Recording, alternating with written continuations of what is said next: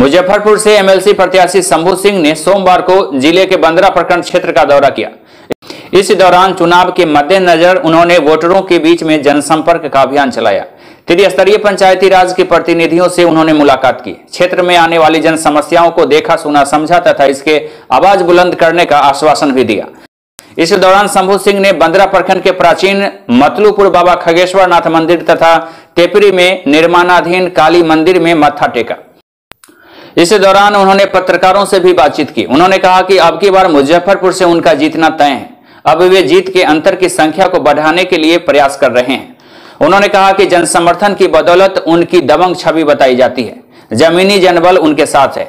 उन्होंने कहा कि एक तरफ साम्राज्य बनाने वाले लोगों को अब की बार हारना निश्चित है। एक सवाल के जवाब में उन्होंने कहा कि जनता के लिए आवाज उठाना, गरीब वर्गों के हक के लिए लड़ना, यदि दबंगई है तो वे दबंग है और उपेक्षित एवं शोषित वर्ग के स्वाभिमान की रक्षा के लिए वे दृढ़ संकल्पित हैं।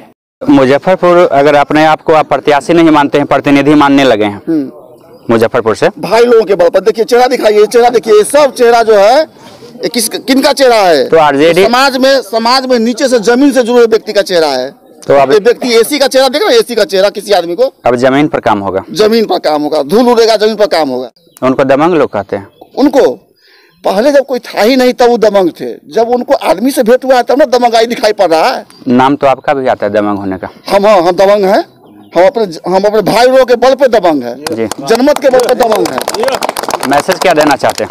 मैसेज यह देना चाहते हैं कि अपने सभी भाइयों को कि जो आए उसको अपने पास रखिए, क्योंकि वो अपने घर से कोई भी व्यक्ति लेके नहीं आए हैं, और अपने मन की तैयारी अंदर रखिए। उस दिन दिखाइएगा जिस दिन ठप्पा लगने वाला है।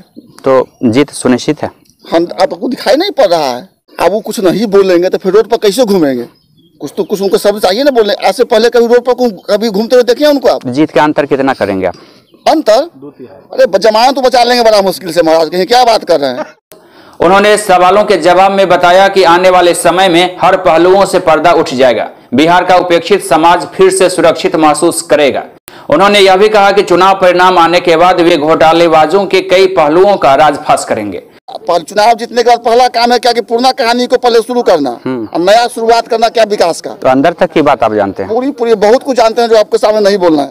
उन्होंने कहा कि बिहार में समय के साथ कई इतिहास बदलने वाले हैं। सत्ता वाली लोगों के हर राजनीतिक चाल का कड़ा एवं माकूल जवाब राजद महागठबंधन देगा।